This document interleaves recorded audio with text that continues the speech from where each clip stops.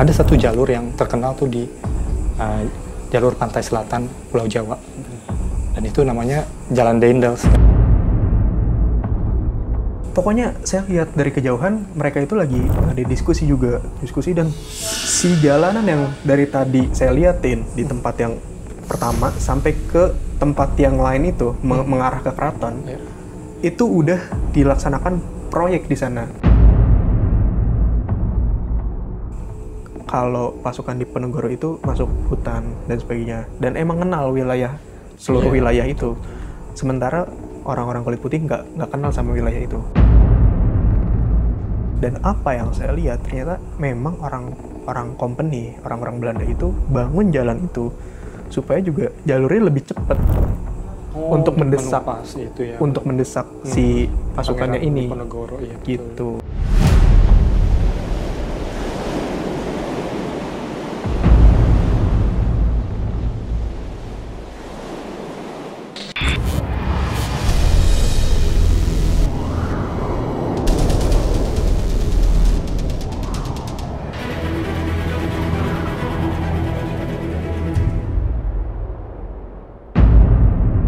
Assalamualaikum warahmatullahi wabarakatuh. Waalaikumsalam. Kembali lagi bersama kami di Time Travel. Nah, Liv, nih kemarin nih kan kita nggak nyangka ya, ternyata perjalanan Time Travel ini udah mau udah lebih dari setahun lah. Iya. Tiba-tiba udah mau mulai ketemu lagi dengan ini apa, puasa Ramadan, terus ya pasti nanti ada Lebaran. Dan kalau udah kayak gitu kan pasti tema besarnya kan kayak mudik lah ya nanti kan. Nah, ada satu jalur yang terkenal tuh di jalur pantai selatan Pulau Jawa, dan itu namanya Jalan Dendels kan gitu kan. Terus yang bikin aku penasaran kan, Dendels ini kan menjajah lah ya biasanya gitu. Terus aku kan jadi berpikir kan begini lah, kok bangsa kita tuh kayak nggak punya privilege untuk menentukan apa kesejarahannya sendiri, paling tidak dengan menamai jalannya sesuai dengan apa kesejarahan kita sendiri. Kok nih dikasih nama Jalan Dendels gitu, kok malah penjajahnya yang dikasih privilege untuk menamai jalan itu. Nah, kan aku juga ada cerita ke Alif, aku juga ada baca-baca beberapa artikel nih tentang Jalan Dendels ini kan gitu kan. Nah, yang bikin aku jadi penasaran itu sebenarnya kayak gini, Alif. Situasinya seperti apa sih zaman dulu? Misalnya proses pembangunan itu seperti apa sehingga akhirnya dia dinamakan Jalan Dendels. Nah, kalau dari aku ya, kalau dari riset yang di secara literatur gitu ya, aku menemukan nih bahwa ternyata ada fakta yang menarik yang mungkin kebanyakan orang itu juga nggak terlalu ngeh gitu ya kali ya, terlalu paham gitu ya, bahwa Jalan Dendels ini ada dua di Pulau Jawa. Satu ada di pesisir pantai utara yang menghubungkan bagian barat Jawa sampai ke timur ya, Anyar Panarukan. Nah, yang ini yang di selatan itu juga namanya Dendels. Nah, ternyata ini dua Dendels yang berbeda. Mereka selalu menganggapnya mungkin ya itu Dendels yang sama, si Gubernur Jenderal waktu itu. Nah, kalau menurut penglihatan Alif nih, ketika tadi aku udah cerita rasa penasaranku sebenarnya waktu jalan ini dibangun, proses pembangunan jalan ini, terus sampai dia akhirnya dinamakan itu, situasinya seperti apa sih, Liv? Oke. Jadi yang selama ini orang tahu ya, bahwa Jalan Dendels itu cuman di Anyar Panarukan. Betul. Nah, saya kan juga baca-baca nih Mas, baca-baca sejarah dari artikel dan manapun lah literatur itu, bahwa ada Jalan Dendels di wilayah selatan Jawa, dan itu jalannya menurut dari yang saya baca jarang dilewati oleh orang. Betul. Cuman orang-orang lokal aja yang lewat situ. Katanya di sana banyak begal, berbahaya, terus penerangannya nggak ada dan sebagainya, dan dinamakan Jalan Dendels. Nah, dari data yang saya baca juga banyak orang mengira bahwa Dendels itu sama juga. Dendels yang bangun Jalan Anyar Panarukan sama Dendels yang bangun wilayah selatan. Itu, jalur selatan itu. Ternyata beda.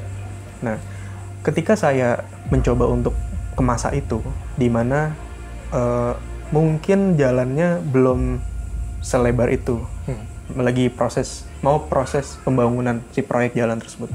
Nah, saya ke sana, tibalah saya di satu wilayah yang pada saat itu lagi, yang saya lihat ya, lagi ada beberapa aktivitas orang, baik orang lokal maupun orang asing, orang kulit putih atau mungkin company pada saat itu. Ya memang kelihatannya dari segi pakaian itu pun kelihatan berbeda ya dibanding orang kita. Di situ saya nggak tahu itu daerah apa, cuman pada saat saya datang di depan saya itu ada jalan. Jalannya itu nggak terlalu lebar, cuman udah ada jalan. Jalan itu dipakai sama orang-orang sekitar maupun dipakai sama si para company ini, si orang-orang kulit putih.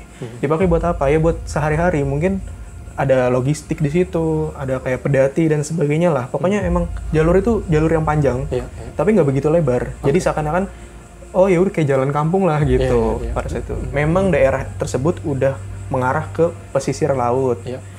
Nah, ada satu masa di mana ketika saya lagi lihat-lihat, lagi jalan-jalan, ada satu rombongan dari orang kulit putih itu datang ke wilayah yang mungkin bisa dikatakan sebagai pemimpin wilayah tersebut, pemimpin lokalnya.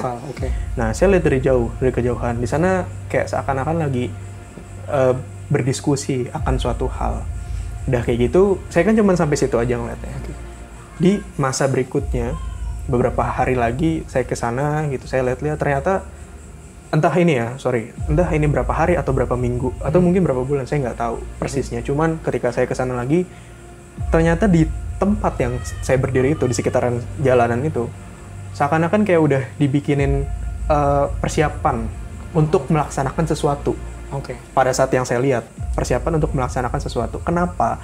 Karena banyak orang-orang kita yang udah mempersiapkan alat-alat gitulah, kayak semacam cangkul, kayak semacam kayu-kayu apalah, pokoknya yang kayak gitu-gitu lah. Atau ada tempat yang buat ngeruk pasir, tapi yang dari anyaman apa-apa gitu ya, dari kayu apa-apa gitu lah.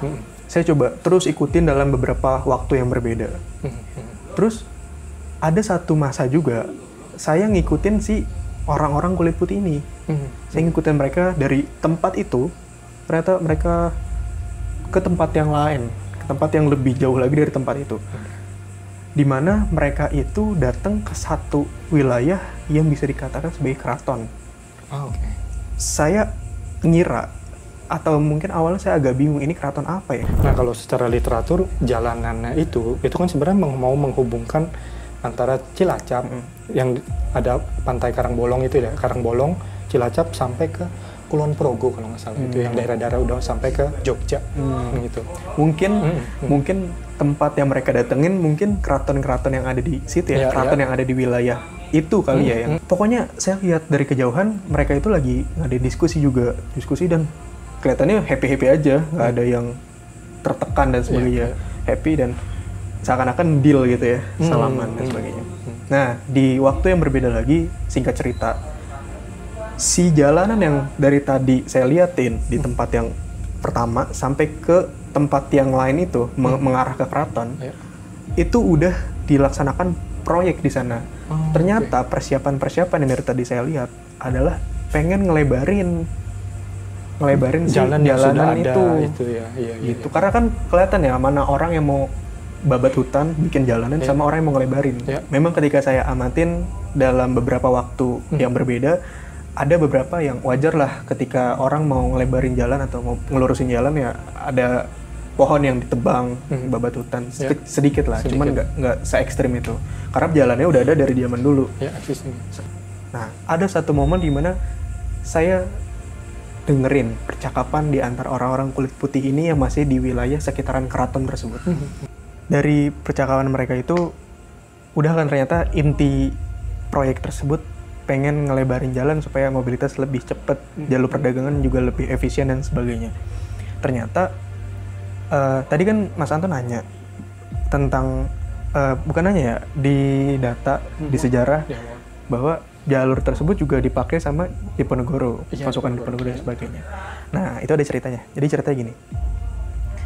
Di sisi lainnya, saya kan keliling ke tempat-tempat yang lain. Ternyata khususnya di wilayah keraton tersebut aja lagi ada pergejolakan lah gitu, pergejolakan internalnya, di mana yaitu Pangeran Diponegoro beserta pengikutnya itu ada, katakanlah mungkin ada konflik internal Yang mana ketika saya tangkep, saya asumsikan, dari apa yang saya lihat dan saya dengar, bahwa Pangeran Diponegoro itu nggak suka sama cara kerjanya si orang-orang kulit putih ini, yang kerjasama dengan pihak keraton itu.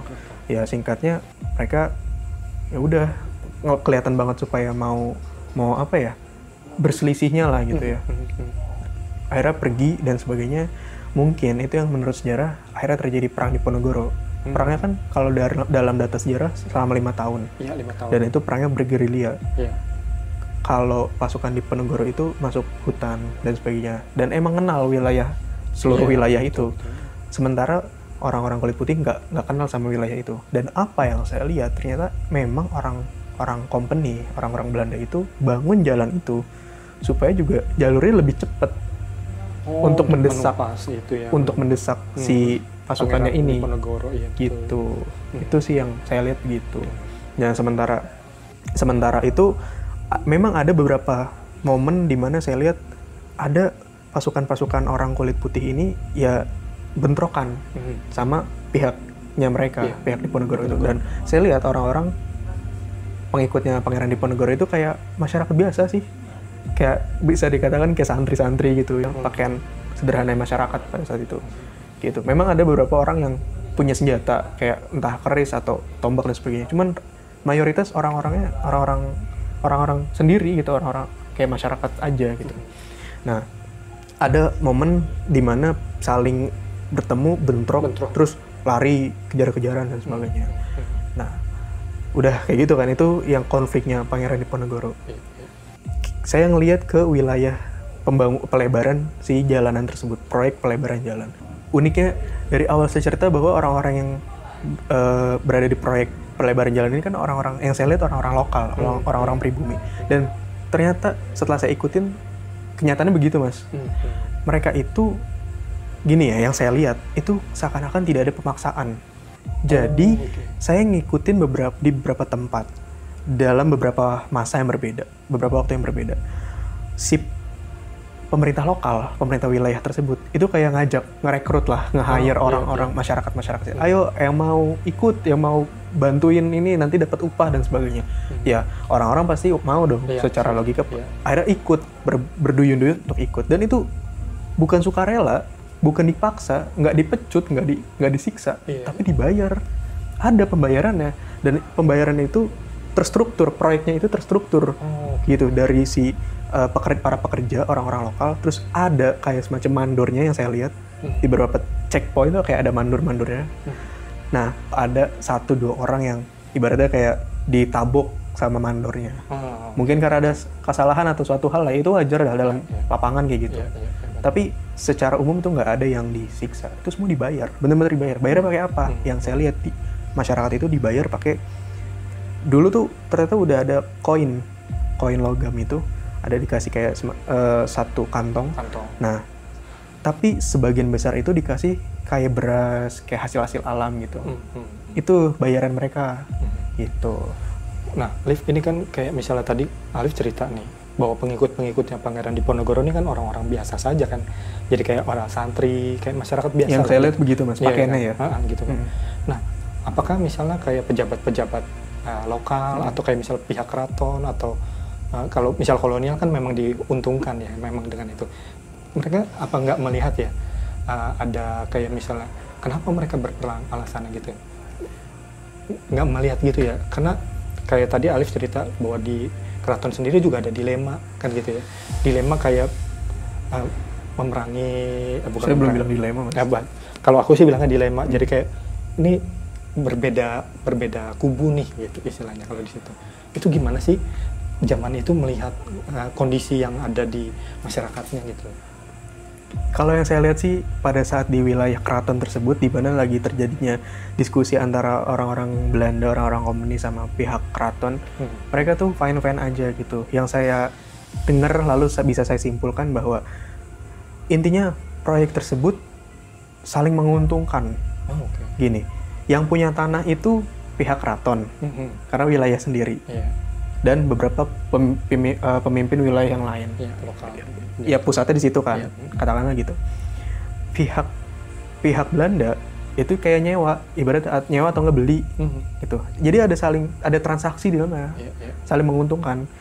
Dan yang saya amatin dan apa yang saya lihat, saya dengar, ternyata seakan-akan dari proyek tersebut dan dari jalur mobilitas perdagangan pasukan dan sebagainya dari pihak Belanda itu juga sebagai devisa wilayah tersebut, devisanya keraton. Jadi ya udah silakan aja bangun asalkan. Nah itu ternyata setelah saya amatin, saya ikutin, saya dengar dan sebagainya, ada perjanjian tak tertulis bahwa boleh bikin proyek itu, kata pihak keraton gitu, boleh bikin proyek itu. Kita sama-sama saling diuntungkan lah. Tapi jangan sampai rakyat kami itu kalian siksa. Maka kalian juga akan, ibaratnya mungkin akan selesai kali dibatalkan. Itu ya mereka rugi, pihak Belandanya juga rugi. Nah di situ mungkin akhirnya nyambung sama yang tadi saya ceritain. Nggak ada pemaksaan, nggak ada siksaan dan sebagainya. Karena ternyata dipantau juga dari pihak keraton si proyek tersebut. Karena kan yang bangun jalan itu, yang ngelebarin jalan itu orang-orang pribumi. Gitu. Nah kalau kayak misalnya pengikutnya si Diponegoro kan tetap merasa mengikuti jalurnya. Nah dari apa yang saya lihat dari waktu ke waktu itu, pihak keraton seakan-akan yang bisa saya tangkep ya, bahwa karena kan Pangeran Diponegoro dari keraton juga. Iya, betul. Ya gimana ya, mereka tuh ada gejolak batin kali ya kalau yang bisa saya amatin gitu. Karena ini orang sendiri, ini keluarga sendiri lah ibaratnya, dan pengikutnya juga orang-orang sendiri. Tapi seakan-akan dari adanya sisi ekonomi dan sisi politik dengan pihak Belanda, ya mereka kayak serba salah. Ini kan jadi kayak misalnya pejabat keraton atau pihak pejabat lokal, mereka kan bikin kebijakan ya. Tapi kan kadang juga tidak melihat bahwa ada pihak-pihak di bawah yang juga dirugikan dari ini kan kayak gitu. Karena dari apa yang saya lihat dalam beberapa waktu itu, namanya orang company datang ke negeri ini pada saat itu memang niatnya untuk berdagang. Tapi kan kalau udah berdagang lama-lama pengen kayak seakan-akan pengen lebih, akhirnya ekspansi. Dan akhirnya jalin kerjasama dengan pemimpin wilayah tersebut kan di berbagai macam daerah. Lama-lama akhirnya jadi awal ekonomi masuk ke politik. Kalau udah kayak gitu, udah ibaratnya bisa macam-macam karena dia punya backingan nih. Nah, ada beberapa waktu yang saya lihat si pihak Belanda kayak DP-in ke petani. Ini ya saya bayar tapi belum panen, belum menghasilkan, ya udah saya bayar murah. Kayak gitu sih, intinya ya merugikan juga. Gitu. Dan itu seakan-akan tidak terlihat sama pihak pemimpin wilayah. Iya, kebijakan-kebijakannya tuh kadang nggak kayak gitu sejalan dengan apa yang dirasakan rakyat kecil lah gitu ya. Dan akhirnya terciptalah jalanan itu yang sampai sekarang masih ada dan dinamakan Jalan Dendels. Mungkin karena pemimpin proyeknya itu ya Dendels. Nah, Sobat Time Travel, dari cerita kita di masa lalu tentang pembuatan Jalan Dendels dan bagaimana dia dinamakan seperti itu, mungkin kita bisa merefleksikan kembali dengan situasi saat ini ketika misalnya kebijakan pemerintah itu kadang tidak sejalan dengan apa yang dirasakan oleh masyarakat kecil. Misalnya dalam kasus ini kayak minyak goreng yang harganya tinggi. Nah, mungkin di episode-episode yang lainnya kita bisa mengangkat hal-hal yang lain yang kita bisa merefleksikan sejarah ke masa kini. Oke, Sobat Time Travel, sampai di sini episode kita kali ini. Semoga kalian suka dengan episode kali ini. Kalau kalian suka, pastikan kalian tekan tombol like dan tekan tombol subscribe untuk selalu terhubung dengan video-video terbaru kami. Sampai bertemu di episode selanjutnya. Wassalamualaikum warahmatullahi wabarakatuh.